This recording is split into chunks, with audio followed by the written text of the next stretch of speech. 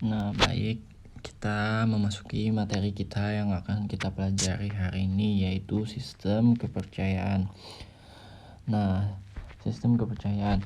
Manusia praaksara mengenal kepercayaan kehidupan setelah mati. Namun, sebelum manusia praaksara mengenal kepercayaan tersebut, mereka mengenal adanya kekuatan gaib yang ada pada benda hidup maupun mati. Pada masa bercocok tanam, masyarakat telah mengenal sistem animisme dan dinamisme, juga politeisme. Nah, kepercayaan pada masyarakat purba sudah tumbuh dan berkembang sejak masa berburu dan mengumpulkan makanan tingkat lanjut. Pada saat itu, manusia telah mengenal kepercayaan terhadap kehidupan sesudah kematian. Nah, ini mendorong masyarakat purba untuk melakukan pemujaan terhadap roh leluhur. Dan berdasarkan kepercayaan tersebut, masyarakat purba selanjutnya mengenal kepercayaan animisme, dinamisme, dan politeisme tadi. Nah, yang pertama yaitu ada jenis-jenis kepercayaan yaitu animisme. Nah, dalam kepercayaan animisme, manusia percaya bahwa roh nenek moyang akan selalu mengawasi dan melindungi mereka. Roh tersebut akan menghukum manusia jika melakukan perbuatan yang melanggar adat. Oleh karena itu, orang yang mengetahui dan menguasai adat nenek moyang akan menjadi ketua adat atau pemimpin masyarakat. Selanjutnya, ketua adat akan memimpin masyarakatnya untuk melakukan penghormatan terhadap nenek moyang mereka. Yang kedua yaitu dinamisme.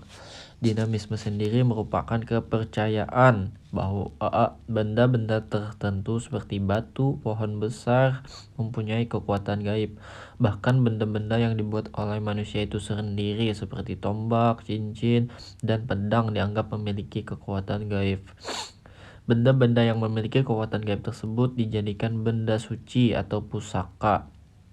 Kekuatan abstrak atau gaib yang berdiam pada suatu benda disebut mana. Nah, benda-benda yang mempunyai mana dipercaya dapat mendatangkan pengaruh baik dan buruk bagi manusia. Oleh karena itu, benda-benda tersebut mendapat perlakuan istimewa dan dihormati dengan berbagai macam ritual.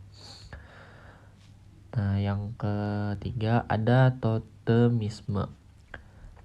Totemisme merupakan kepercayaan terhadap binatang-binatang tertentu sebagai lambang nenek moyang. Binatang-binatang yang dianggap sebagai perwujudan nenek moyang di setiap daerah berbeda-beda. Sebagian masyarakat purba di Papua dan Pulau Seram percaya bahwa kadal adalah binatang yang menjadi perwujudan dari nenek moyang. Oleh karena itu, binatang tersebut dikeramatkan dan tidak boleh diburu, kecuali untuk kepentingan upacara-upacara tertentu. Selanjutnya yaitu cara penguburan. Nah, cara penguburan sendiri ini terbagi dua. Yang pertama ada primer dan sekunder. Nah, dalam perkembangannya, kepercayaan animisme, dinamisme, dan totemisme telah memengaruhi pola kehidupan masyarakat. Selain melakukan berbagai ritual atau pemujaan roh nenek moyang, masyarakat mengenal dua bentuk upacara penguburan orang meninggal. Nah, yang pertama yaitu penguburan primer, disebut juga penguburan langsung. Dalam sistem penguburan ini, mayat hanya dikubur sekali dalam tanah, akan tetapi ada juga yang meletakkan mayat dalam sebuah wadah seperti kendi, gerabah, atau peti batu. Kemudian dikuburkan dalam tanah dengan disertakan berbagai ritual penguburan. Yang kedua yaitu penguburan sekunder. Nah, penguburan sekunder disebut juga dengan penguburan tidak langsung. Pada awalnya mayat dikubur langsung dalam tanah tanpa upacara penguburan. Setelah mayat menjadi kerangka, kuburnya digali dan kerangka diambil untuk dibersihkan selanjutnya. Nah, kerangka diletakkan dalam wadah berupa tempayan atau sarkofagus dan dikubur kembali disertai upacara penguburan. Cara penguburan ini ditemukan di Melolo, Sumba, Nusa Tenggara Timur, Gilimanuk, Bali, dan Lesung Batu atau Sumatera Barat. Nah, yang selanjutnya yaitu tingkat perkembangan kepercayaan. Nah, pada masa berburu dan mengumpulkan makanan hingga masa bercocok tanam dan beternak, sistem kepercayaan manusia purba mengalami perkembangan melalui berbagai macam peninggalan ritual penguburan dan pemujaan roh nenek moyang. Tingkat perkembangan kepercayaan manusia dapat diketahui sebagai berikut. Yang pertama, pemujaan terhadap jiwa atau roh orang yang telah meninggal. Roh orang yang telah lepas dari tubuh jasmaninya dianggap sebagai jiwa yang merdeka. Kepercayaan terhadap roh tersebut merupakan bentuk awal dari kepercayaan animisme. Nah, kepercayaan ini mulai berkembang pada masa berburu dan mengumpulkan makanan tingkat lanjut. Pada saat itu manusia sudah menganggap bahwa roh orang yang telah meninggal pada hakikatnya berpindah ke alam lain.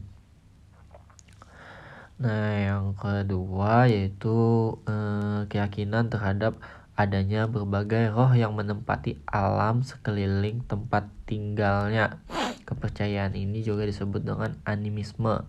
Nah, kepercayaan animisme berkembang pesat pada masa bercocok tanam dan beternak.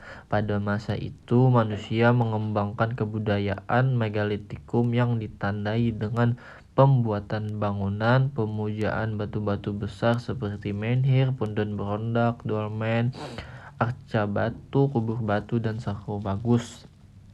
Nah, menhir sendiri merupakan bangunan berupa tugu batu yang didirikan untuk upacara menghormati roh nenek moyang. Punden berondak. Nah, bangunan ini terbuat dari batu yang bertingkat-tingkat, fungsinya sebagai tempat pemujaan terhadap roh nenek moyang. Dan dolmen, bangunan ini menyerupai meja dari batu, fungsinya sebagai tempat meletakkan saji-sajian untuk pemujaan. Arca batu, arca ini biasanya berbentuk binatang atau manusia, biasanya ditemukan di daerah Pasemah, Sumatera Selatan, Lampung, Jawa Tengah, dan Jawa Timur. Bentuk binatang yang digambarkan adalah gajah, kerbau, harimau, dan monyet.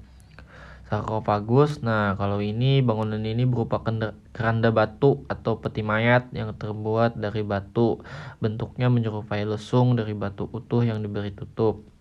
Dan kubur batu yang terakhir yaitu dibuat dari papan batu yang disusun persegi 4 berbentuk peti mayat yang dilengkapi dengan alas dan bidang atasnya berasal dari papan batu. Yang ketiga yaitu kepercayaan tentang adanya kekuatan gaib pada benda-benda tertentu. Kepercayaan ini disebut dinamisme. Kepercayaan ini berkembang pesat pada masa perundagian. Pada masa ini manusia sudah bisa membuat benda-benda logam yang dijadikan sebagai pusaka seperti tombak, pisau, dan kapak. Dan untuk memperkuat aura gaib dari benda pusaka, biasanya manusia memasukkan roh nenek moyang. Roh ini dipercaya dapat dimintai tolong oleh para pemilik pusaka untuk menyelesaikan permasalahan yang mereka hadapi. Baik, mungkin itu saja yang dapat Bapak sampaikan pada pembelajaran hari ini.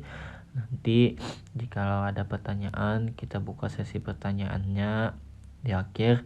Namun kita diskusikan dulu materi kita pada hari ini. Silakan kalian mengirimkan materi atau resuman sedikit tentang sistem kepercayaan, baik dapatnya dari video pembelajaran ini, dari buku ataupun internet. Silahkan kalian kirimkan ke grup WhatsApp. Nanti Bapak kasih nilai plus atau nilai keaktifan buat kalian yang mengirimkan resuman materi pada hari ini, walaupun sedikit saja tidak apa-apa, yang penting ada. Baik, terima kasih banyak sebelumnya. Bapak tutup. Assalamualaikum warahmatullahi wabarakatuh.